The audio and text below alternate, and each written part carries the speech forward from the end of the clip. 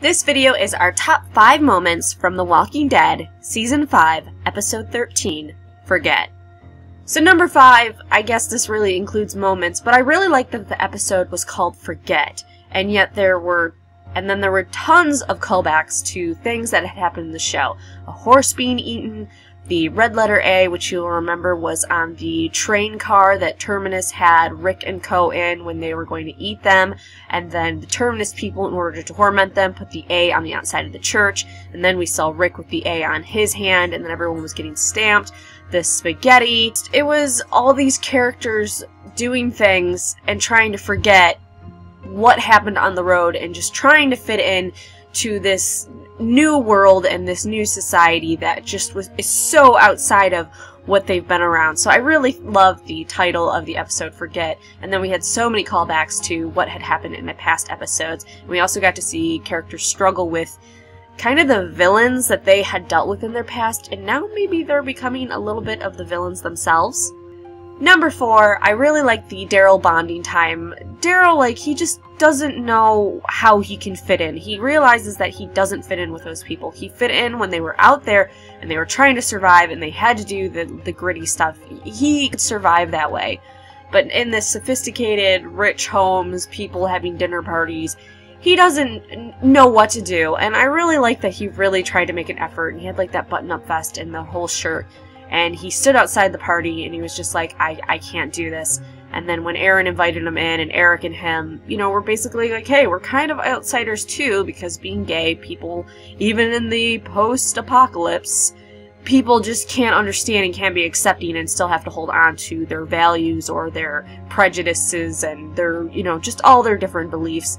And I really enjoyed that Aaron is able to see past that and be like, you have seen the bad and you have seen the good and you can tell the difference, and we need people like you out there trying to recruit people that are good. And I really love that he gave him the motorcycle at the end, and when he said that, just the look on Daryl's face was just like, oh, so heart-wrenching. And it was kind of cool at the end too, when they were handing out the guns. Carol was handing out the guns and Daryl's like, no, I want to make this work. So you can see that he's starting to see more hope and find his place. Number 3, I think Sasha's PTSD was right on. Just how they portrayed it of, these people are going to have post-traumatic stress disorder. They were out there, they were killing, they were starving. I mean, a few days ago they thought they were going to die of dehydration, and now they're at a dinner party. And Sasha lost Bob about a month ago, and her brother probably only a week or 2 ago at most. So she's really dealing with these deaths, and then she's with these people that are concerned about making her a type of food that she doesn't like, and she just kind of loses her mind. And we saw that when she was out there shooting at the pictures, and she's like, come on and get me. She can't let it go, and she sees enemies everywhere. And I do really enjoy that we're showing someone, I mean, we're seeing all the characters struggle in their own ways, but to really just see the direct struggle with Sasha, where she has all this stress, and she can't get past what happened to her, and being in these normal situations are just going to trigger her and send her over the deep end. Number 2, Rick with Jesse. Rick, for one, is kind of a creeper, that kiss on her cheek, although we kind of saw Jesse, smile at him, oh yeah, I kind of like you too, but I'm married. I was originally thinking Pete was going to be abusive, we saw him on the porch with being all gruff, but then at the party, we didn't really see Jesse or Pete displaying signs of an abuser or an abused person.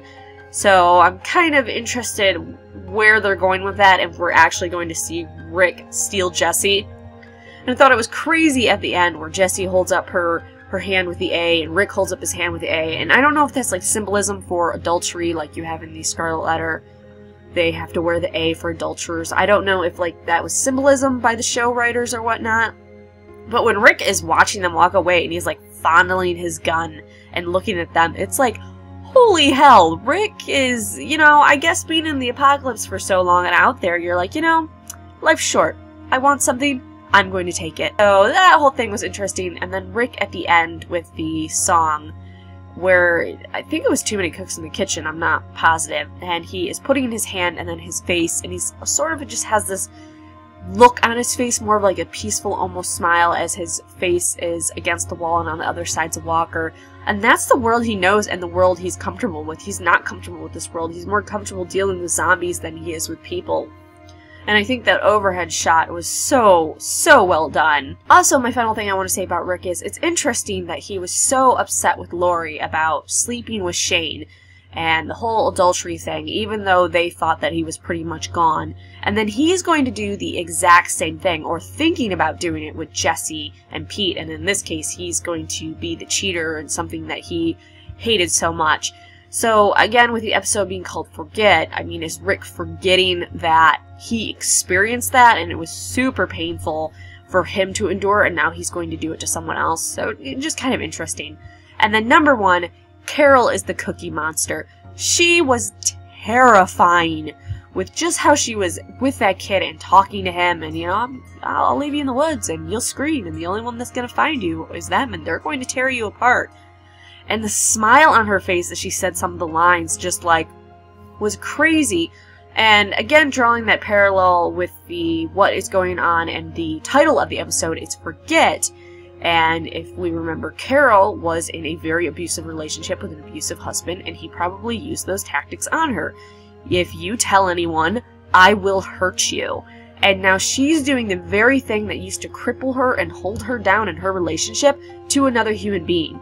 So, I don't know if this is what I was talking about many reviews ago, where I was like, are some of the people in the group becoming what they hate and what they fought? And like with Rick going, you can't go back, Bob, and Gareth said the same thing. So we're starting to see that some of these characters are becoming the things they hate and doing the things that they thought were so terrible. And how far exactly is this going to go? And I really think it was clever of Carol to take the chocolate bar, because if she gets caught and the kid does tell, she can be like, oh yeah, I'm sorry, I was just in there stealing some extra chocolate to make more cookies.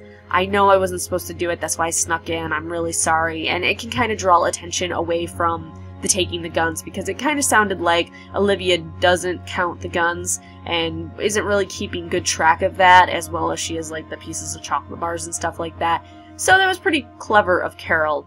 So make sure you like and subscribe and come back next week for our next Walking Dead review. Besides that, we do comics versus show for The Walking Dead, which will be released later today that you can see, and it won't have any spoilers for the shows, but it does have spoilers for the comics.